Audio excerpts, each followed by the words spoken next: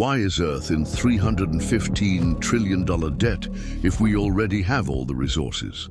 Why do we owe money on a planet that gives us everything? Earth gives us air to breathe, water to drink, sunlight for energy, land to grow food, forests, oceans, minerals, and more wealth than any human could ever count. Yet somehow we're told the world is in over 315 trillion of debt.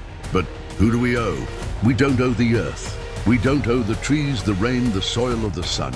We owe other people, or more accurately, a system built by people that turned the planet's abundance into debt. Here's how the illusion works. Governments borrow money from central banks. Central banks create that money, often out of nothing. Corporations borrow to expand. Consumers borrow to survive. And as this debt grows, so does the illusion of scarcity. But the truth is, there's no shortage of land, food, or energy. What we have is a shortage of access, and that's by design. Because the modern economy doesn't just run on money, it runs on debt. Debt creates control. It turns nations into clients, workers into servants, and wealth into a pyramid, where those at the top own what everyone else must rent, borrow, or chase forever. And here's where it gets worse. The more money we print, the less it's worth. That's inflation.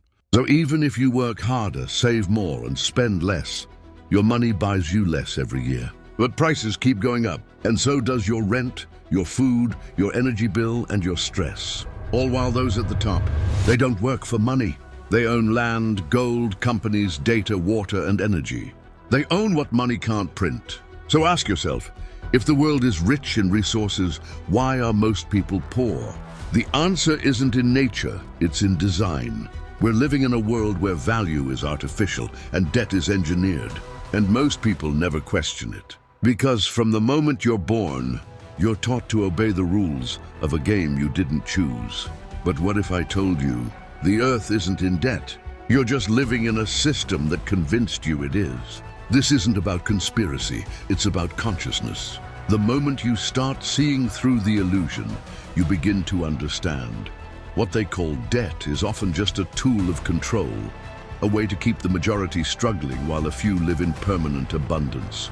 Final thought, we were given a planet full of gifts, but somewhere along the way, we started renting what was already ours. What would happen if more of us woke up to that? Follow for more videos that educate, awaken, and empower you. This is your mind. Take it back.